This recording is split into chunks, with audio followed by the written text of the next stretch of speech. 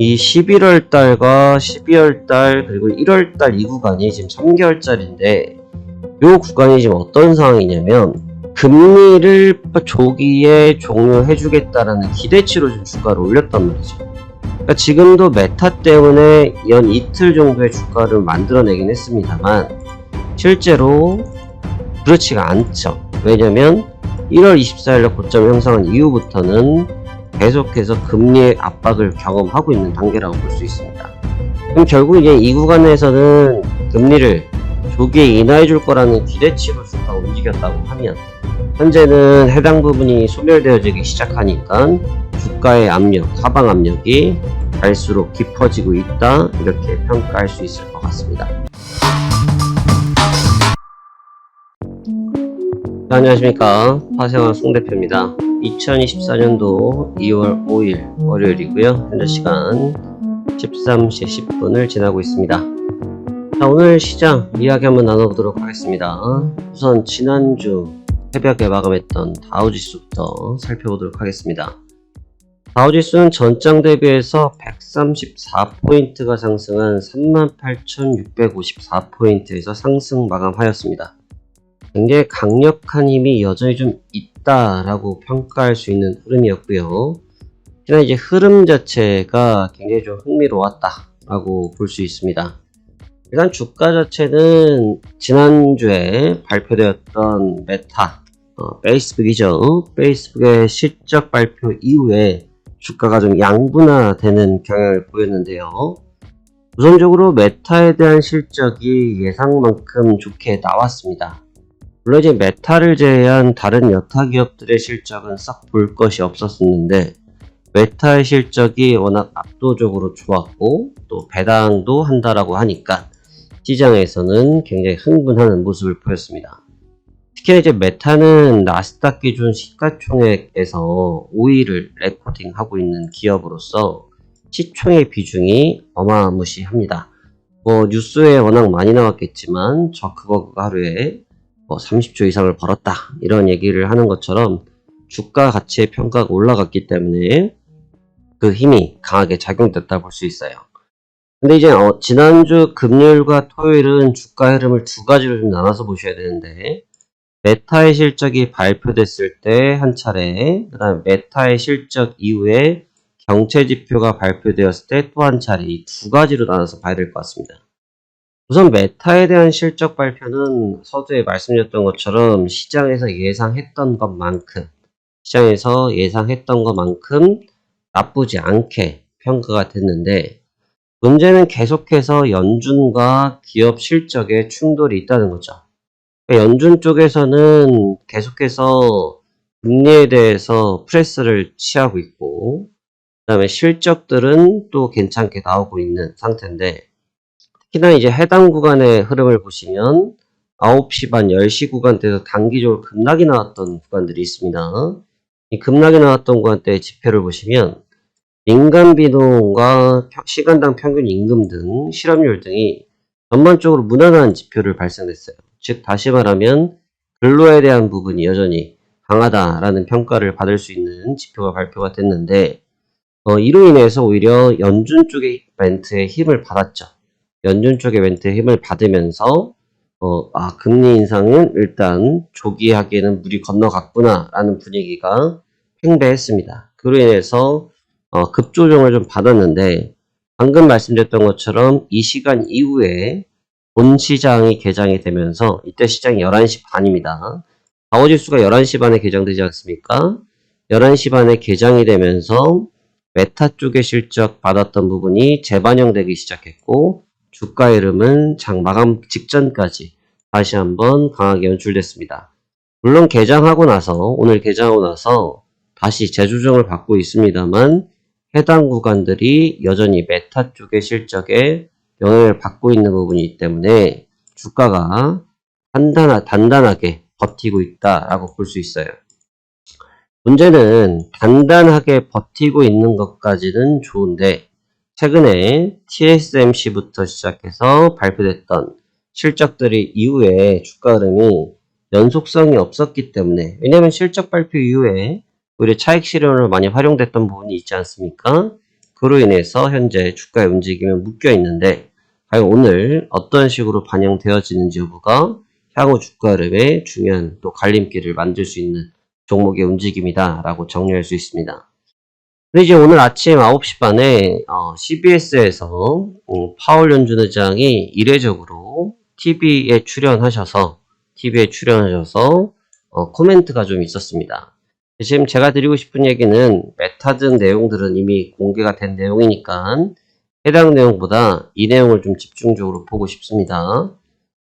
파월 연준 의장은 지난 FOMC 의사록이 발표될 때와 현재가 코멘트가 동일선상에서 멘트가 발표가 되셨습니다. 여전히 연준 쪽은 금리 인하하는 부분에 대해서 좀 조심스럽다라는 발언을 유지하고 있어요. 조심스럽다는 발언을 하고 있는데 조기에 연준에서 먼저 금리를 잘못 선택할 경우에 오히려 본인들이 연구하고 분석했던 인플레이션 수치에 도달하기 전에 다시 한번 위협을 받을 수 있다라는 판단 때문에 연준에서는 섣불리 움직이지 않겠다라는 멘트를 기본적으로 했습니다. 특히나 지금 최근에 경기 침체를 피했다라는 분위기가 있는데 파월 연준 의장은 노동이 여전히 강하고 그렇기 때문에 우리는 조심히 금리를 인하할 시기를 논의할 때가 왔다. 지난번에 했던 얘기와 동일합니다. 그리고 아울러서 지정학적 리스크가 여전히 크다라는 부분 때문에 연준에서 섣불리 금리를 조정하기 부담스럽다라는 멘트를 했었고요. 그 다음에 지난 연준 때 빠졌던 내용인데 이번 CBS 인터뷰에서 발표가 포함된 내용이고 또 지난주 목요일까지 시장을 좀 뒤흔들었던 내용이고 현재 진행형인 상업용 부동산과 중소은행에 관련된 부분입니다. 여기에서 좀 특별한 내용은 뭐냐면 이제 시장에서 미국은 2008년도에 리먼 브라더스 사태를 겪지 않았습니까? 그로 인해서 부동산에 대한 그런 리스크가 있지 않느냐라고 발언을 했는데 연준에서는 일단 그렇게 보고 있지 않다라고 표현을 했어요.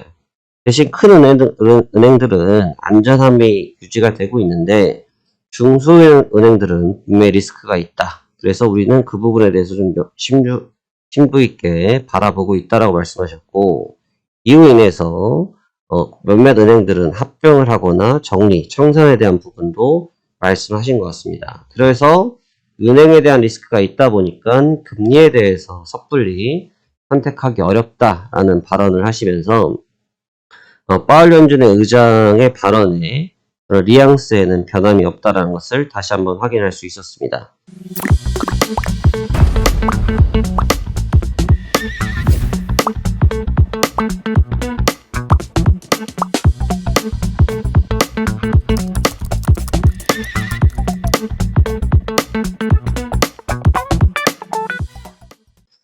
자, 그렇다면 연준에서 쓰고 있는 정책은 금리 인하를 하긴 할 텐데 그 인하 시기는 계속해서 저울질을 좀 해야겠다라는 뉘앙스로 말을 했다라고 보시면 되거든요.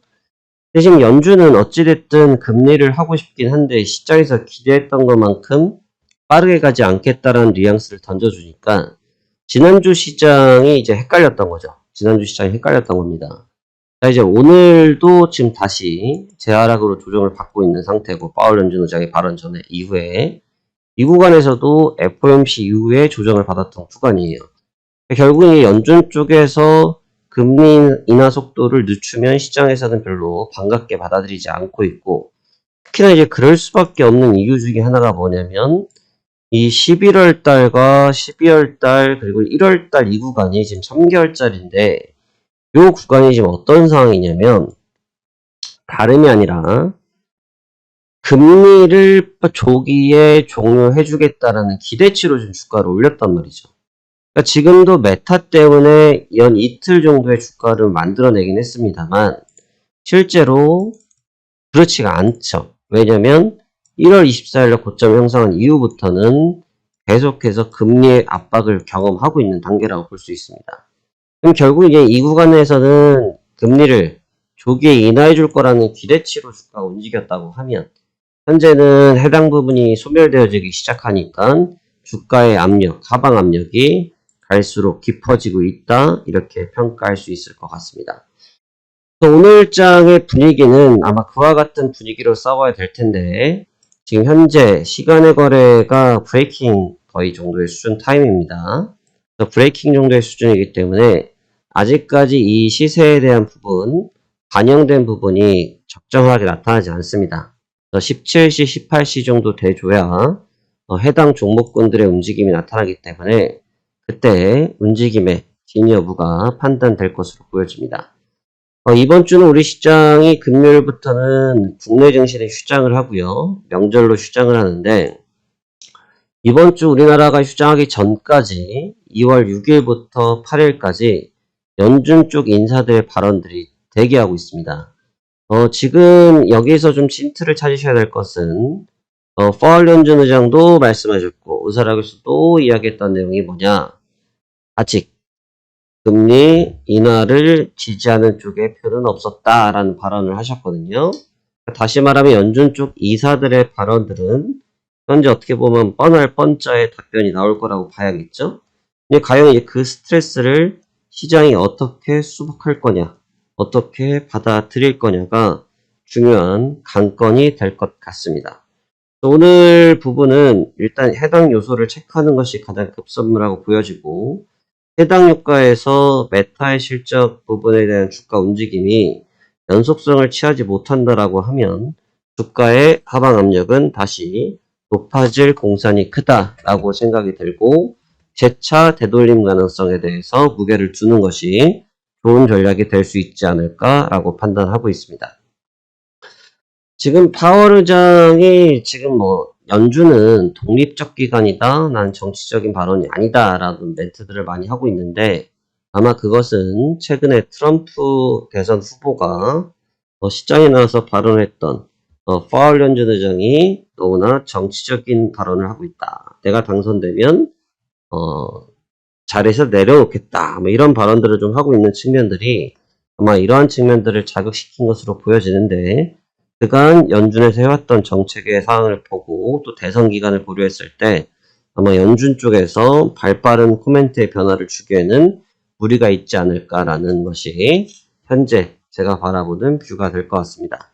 이번 주는 새벽 시간, 요즘 들어 지난 토요일날도 새벽 4시가 기점이 되면서 다우지수가 요이 땡 하고 움직였거든요. 그러니까 요즘 그 새벽 시간이 좀 힘들어요. 새벽 시간이 국내 시장에서 참여하고 계신 분들이 힘들 수밖에 없는 게 다우지수도 좀 같이 보시면 특별한 코멘트가 있어서라기보다는 이 요이땡한 시간이 2시 이후 3시, 4시에 스타트를 치면서 올라갔어요. 그리고 장 마감에 차익 실현이 연출됐는데 거의 이제 우리 시장이 마감되는 타이밍에 많이 움직입니다. 이게 1월 달부터 좀 있는 증상인데 거의 12월 말에 1월 초까지 좀 있었다가 1월 초순 이후부터 중순까지는 그 내용이 좀 사라졌었어요. 그 흐름들이. 근데 근래에 들어서 다시 생긴 그림들이 변동성 시간대입니다. 이 변동성 시간을 잘 이해하셔야 될 게 저는 원래도 그렇고 지금도 그렇습니다만 보통 오전 11시부터는 시장을 좀 집중적으로 봅니다. 오늘은 파월 연준 의장이 예정돼 있어서 좀 일찍이 봤습니다만 11시경부터는 좀 집중적으로 보는데 그 시간에 많이 보는 이유 중에 하나는 뭐냐면 아시아 증시가 대체적으로 다 개장을 한 직후죠. 항상도 개장을 했을 테고 그래서 이제 어떻게 보면 가장 변동성 힘이 좋은 시간대고 그 시간부터 우리 시장이 마감되는 3시 반 그 사이대가 1차적인 변동성을 가장 많이 주는 시간대입니다. 이제 해당 시간대가 지나고 나면 해당 시간이 지나고 나면 약간 유럽장이 개장하기 전까지는 잠시 휴장기를 좀 가져가면서 변동성이 좀 제한됐다가 유럽장이 개장되면 2차 변동성이 나타나다가 또 그리고 한 두어 시간 움직이고 다시 좀 개장할 때까지 잠깐 스테이블하게 있고 미국 시장이 지금 이제 예전엔 10시 반이었고 지금 이제 썸머타임이 11시 반인데 11시 반에 다시 개장되면서 변동성 그리고 그 다음에 2시간 정도 움직이고 이제 클로징 분위기 이런 식이었는데 근래에는 좀 반대로 유럽장 개장하면 잠깐 반짝 또 횡보 그리고 나서 미국 시장 개장할 때 1시간 반 정도에서 2시간 정도 집중적인 변동성 그리고 다시 좀 스테이블하게 있는 상태를 가다가 다시 새벽 3, 4시에 좀 집중되는 이런 형태들을 많이 갖고 있습니다. 그러니까 이번 주에는 뭐 보시다시피 GPL 발표되는 시간대가 뭐 4시, 2시 뭐 이렇게 되다 보니까 아마 새벽녘에 변동성이 좀 집약될 공산이 좀 높아요. 그래서 예상보다는 직접적 대응하기가 좀 어려우실 수 있는 시간대인데 방금 말씀드렸던 것처럼 큰 문맥적인 관점을 잘 따라가시면서 접근한다고 하면 큰 어려움 없이 대응할 수 있지 않을까라고 생각하고 있습니다. 자, 그럼 이번 주도 성공 투자하시길 기원하며 파생환 송대표도 지금부터 시장에 적극적으로 참여해 보도록 하겠습니다. 감사합니다. 파생환 송대표였습니다.